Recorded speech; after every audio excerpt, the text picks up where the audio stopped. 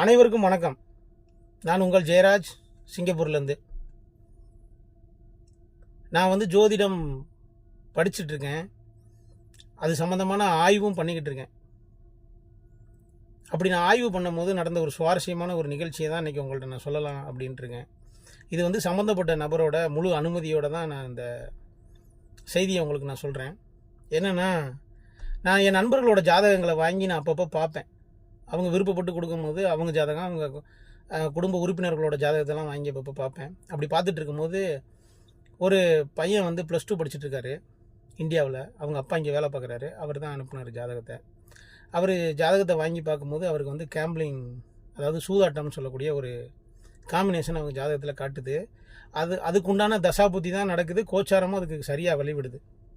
அப்போ நான் அவங்க அப்பாட்ட கேட்டேன், இந்த மாதிரி பையன் ஏதாவது சூதாட்டத்தில் ஈடுபடுறாரா அப்படின்னு கொஞ்சம் விசாரிங்க அப்படின்னு. அவர் சொன்னார், இல்லை அவர் 10th டிஸ்ட்ரிக்ட் ஃபஸ்ட்டு. காசெல்லாம் அப்படியெல்லாம் செலவு பண்ண மாட்டார். அவங்க அம்மா கொடுக்குற காசை கூட சரியாக பயன்படுத்திட்டு செலவை ஒரு பேப்பரில் எழுதி எவ்வளோ ஆயிருக்குன்னு சொல்லி திருப்பி அவங்க அம்மாட்ட கொடுத்துட்டு வரான். அந்த மாதிரி ஒரு நல்ல பையன் அப்படின்னாரு. சரி, ஓகே அப்படின்னு சொல்லியாச்சு. அந்த ஜாதகம் பார்த்து ஒரு 2 நாள் கழித்து மீண்டும் அவர் கால் பண்ணார். அவர் தந்தை அவர் கால் பண்ணி, இந்த மாதிரி நான் ஊரில் விசாரிக்கும் போது அவர் மொபைல், அதாவது இந்தியா நம்பர் இருக்குது பார்த்தீங்களா, அதை அங்கே வீட்டில் வச்சுட்டு வந்திருக்காரு. அதை அந்த பையன் எடுத்து போட்டு அந்த ஜிபே, கூகுள் பேலாம் ஆக்டிவேட் பண்ணி அதில் என்ன பண்ணியிருக்காருன்னா, இந்த செல்ஃபோனில் கேம் விளாட்றதுல ஏதோ கனெக்ட் பண்ணி வீட்டுக்கு தெரியாமல் கிட்டத்தட்ட ஒரு 4 லட்ச ரூபா பக்கம் லாஸ் பண்ணிட்டார். நான் இந்த ஜாதகத்தை பார்த்து 2 நாளில் அவர் விசாரிச்சிருக்காரு. விசாரிக்கும் போது இந்த மாதிரி ஒரு தகவல் தெரியுது அவருக்கு. பையன் இவ்வளோ காசு செலவு பண்ணிட்டாரு அப்படின்ற தகவல் தெரியுது. தெரிஞ்ச உடனே எனக்கு கால் பண்ணுறாரு. நான் 2 அக்கௌண்ட் வச்சுருக்கேன் ஊரில். ஒரு அக்கௌண்ட் செலவுக்கு வீட்டுக்கு பணம் கொடுக்குறதுக்கு ஒரு அக்கௌண்ட்டும், இன்னொன்று சேவிங்ஸுக்கு ஒரு அக்கௌண்ட். மாதம் என்ன செலவோ அதுக்கு தனியாக பணம் அனுப்பிடுவாராம். மீதி பணத்தை இவரோட அக்கௌண்ட்டில் சேர்த்து வச்சுக்கிட்டு வர்றாரு. அதில் கிட்டத்தட்ட ஒரு பெரிய அமௌண்ட் வச்சுருக்காருன்னு வச்சுக்கோங்களேன். அதில் 4 லட்ச ரூபாய் லாஸ் பண்ணியிருக்காரு அந்த பையன். அதை சொல்கிறாரு, நான் இப்போ சரியான நேரத்தில் நான் இதை பார்க்கலன்னா என்னோடய மொத்த பணமும் ஒரு வேளை காலியாயிருக்கலாம்.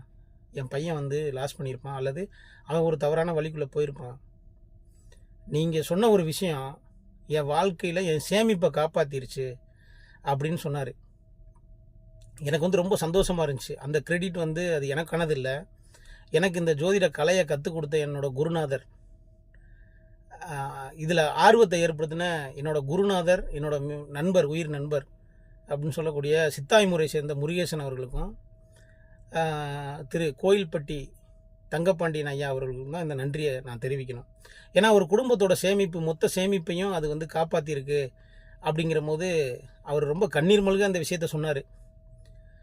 எப்போவுமே நம்ம படிக்கிற ஒரு விஷயம் நமக்கும் பயன்படணும், மற்றவங்களுக்கும் பயன்படணும். அப்போ தான் அந்த கலைக்கு ஒரு மரியாதை அப்படின்வாங்க.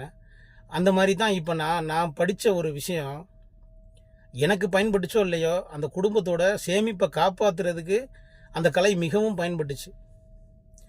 அதனால் நான் அந்த விஷயத்தில் ரொம்ப பெருமையாக அதை நினைக்கிறேன்.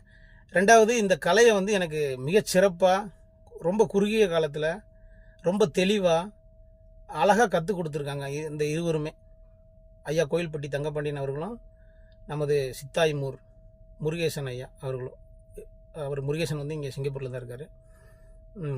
2 பேருக்கும் நான் என்னோடய நன்றியை தெரிவித்துக் கொள்கிறேன். அந்த குடும்பத்தின் சார்பாக எனது நன்றி. வணக்கம்.